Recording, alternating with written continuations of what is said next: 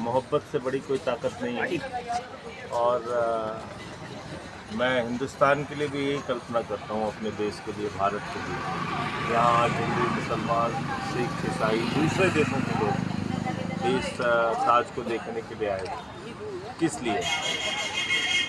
क्योंकि ये किसी की याद में, किसी की मोहब्बत में बना हुआ ताज है।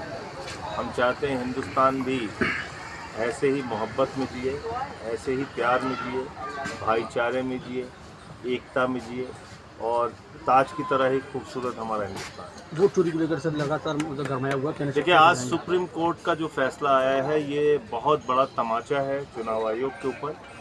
और ये इस बात को भी साबित करता है कि चुनाव आयोग एक बड़ा घपला करने की तैयारी में था। लेकिन अब जो निर्देश माननीय सर्वोच्च न्यायालय ने दिया है, उसका पालन चुनाव आयोग को करना चाहिए और सारी लिस्ट वो सार्वजनिक करें जिनके नाम काटे हैं। सारे डेटा सार्वजनिक करें जिसको जो अब तक उन्होंने किया है। तो उनकी चोरी पकड़ी जाएगी और दूध का दूध, पानी का पानी हो जाएगा। फतेहपुर के मामले पर समझना चाहिए। फतेहपुर का मामला निश्चित रूप से भारतीय जनता पार्टी के द्वारा प्रायोजित था और एक साजिश थी गहरी, क्योंकि उसमें बीजेपी का जिलाध्यक्ष शामिल है और खुलेआम वो प्रशासन को धमकी दे रहा है।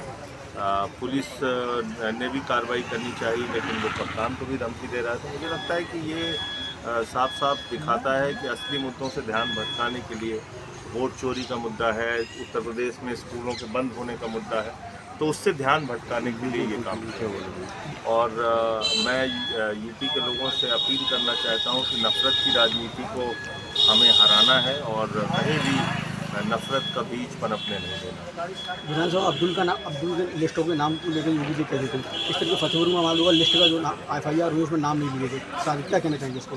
देखिए, ऐसा है कि जब उनके ही लोग शामिल हैं तो किसका नाम लेंगे? उनको बताना पड़ेगा कि बीजेपी के जिलाध्यक्ष शामिल है, उनको बताना पड़ेगा कि बीजेपी के पदाधिकारी शामिल हैं, तो इसलिए उन्होंने नाम नहीं दिया। बीजेपी की मानसिकता को लेकर क्या कहेंगे? उनको अपनी मानसिकता अगर नहीं बदलेंगे, देश, देखिए सर्वोपरि क्या है, देश है, हिंदुस्तान है, हमारा भारत है। कल हम तिरंगा अपना फहराएंगे 15 अगस्त का। तो देश के खिलाफ कोई भी पार्टी या कोई भी दल काम नहीं कर सकता है। हमको सबको मिलकर देश को आगे लेके जाना है। तो किसी भी पार्टी को अपनी मानसिकता में सबसे आगे देश को रखना है, वो चाहे बीजेपी हो या कोई पार्टी। 50% टैरिफ लगा दिया अमेरिका ने उसको लेकर। अब टैरिफ तो लगातार इसलिए लगा रहा है कि प्रधानमंत्री जी खुश खामोश चुपचाप बैठे हुए तारीफ करते रहते हैं उनकी। उनको बोलना चाहिए सामने, हिंदुस्तान का रोजगार उससे बर्बाद होगा, तो इसलिए उनको सामने आकर बोलना चाहिए, जवाब देना चाहिए। दुनिया में बहुत बाजार